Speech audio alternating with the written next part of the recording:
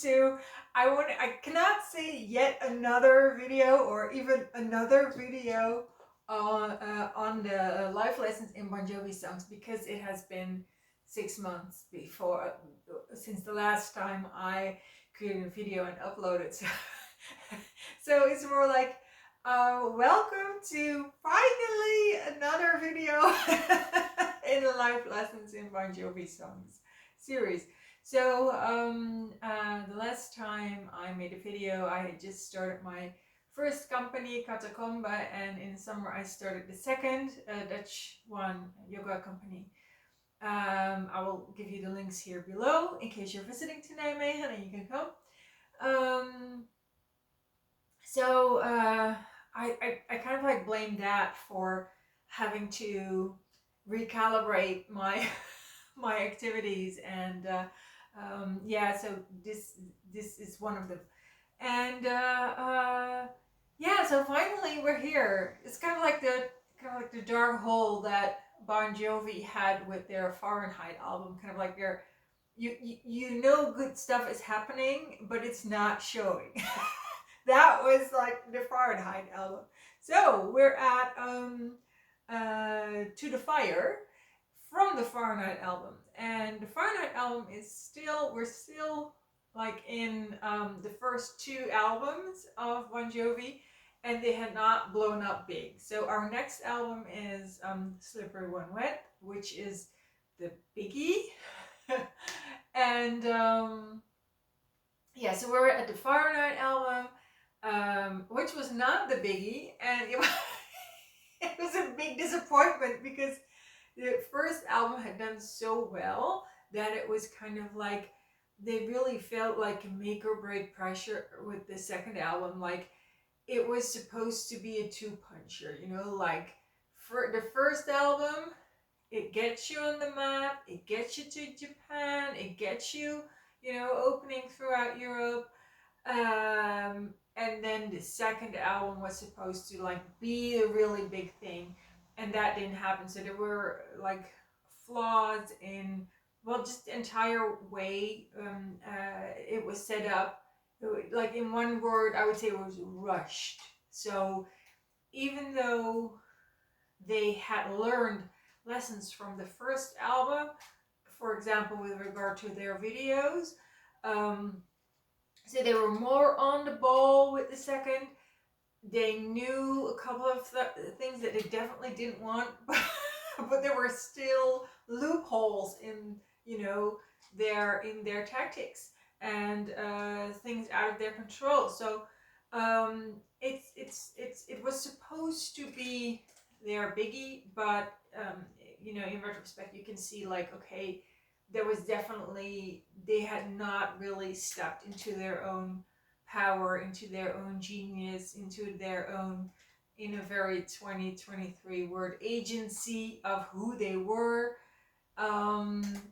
or didn't have agency over the record that they were making. So in retrospect, you can really pinpoint, a couple of things like, okay, that was probably due, or the problem, the album probably didn't do that well due to these things. Having said that, it has a lot of good songs. For some fans, it's kind of like their favorite album, even. So it's definitely not a bad album. And yet, I was surprised to read that in the article, all 334 Bon Jovi songs were ranked worst to best by Anthony Kuzminski, which is like my go-to for this series. It's like every time I think, okay, I don't have anything to say, I'm like, oh, well, we got Tony's article. That's kind of like, at least we have Tony's article.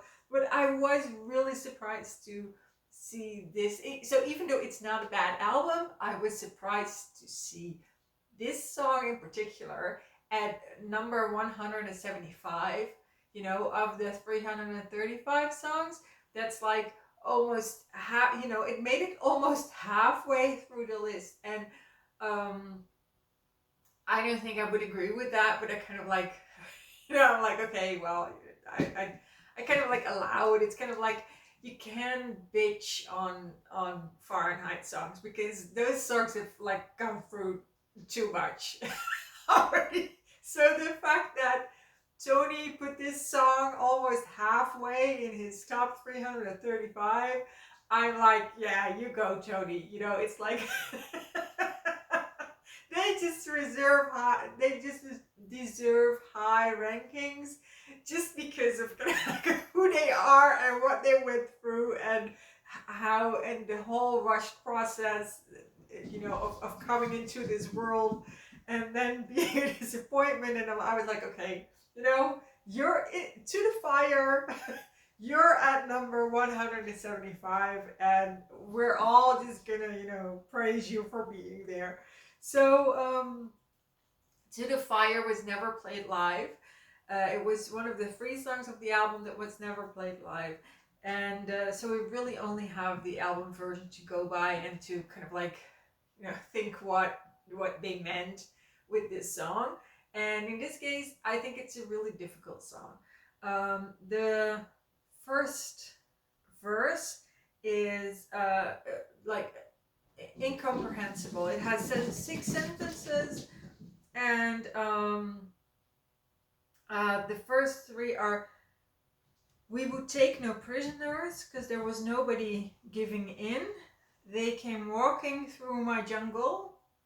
So that's the first 3 sentences. I'm like completely lost. I'm kind of like lost in the jungle already.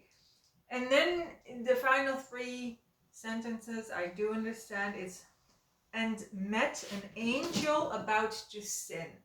Well, I have all kinds of, depictions or ideas about what an angel is who is about to sin. So that could, I'm like, okay, I'm on board again. I heard from inside of me when the youth of America cried, can you help me hear me call? Okay, so now I don't know what the angel about to sin has to do with the final 3 sentences, but I do think I understand the final 3 sentences. So this is about the youth of America being kind of like pushed out of something or being pressured or, well, not being allowed to take up their space and just, not being given it a chance. So that was the first verse. And the second verse is actually the most compelling, which, Anthony, the author of the piece, agreed that it's the second verse that you're like, that's deep. John, David, and Richie, that's deep.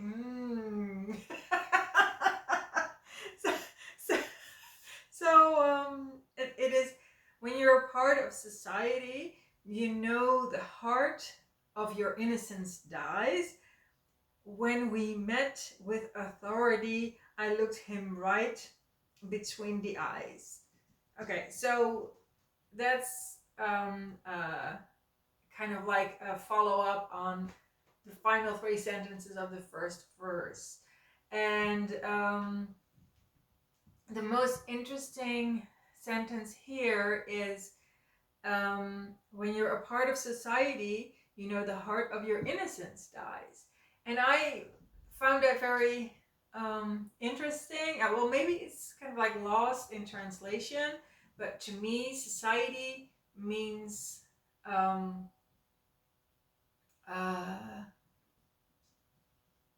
just a very common, everyday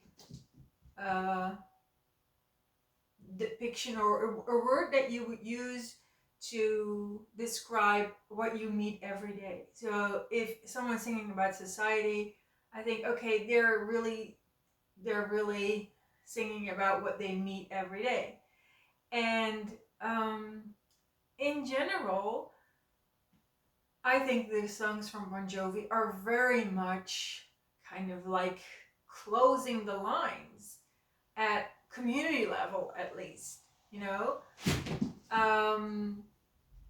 to really have that kind of like the feeling that the other people that you meet every day are your allies, are in the same boat, are going through the same hardship.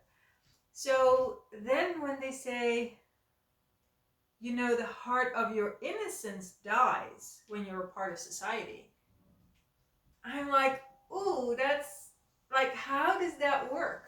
I thought the, you know, like the evil part, or the non-functional part of, or the part where we can no longer be ourselves.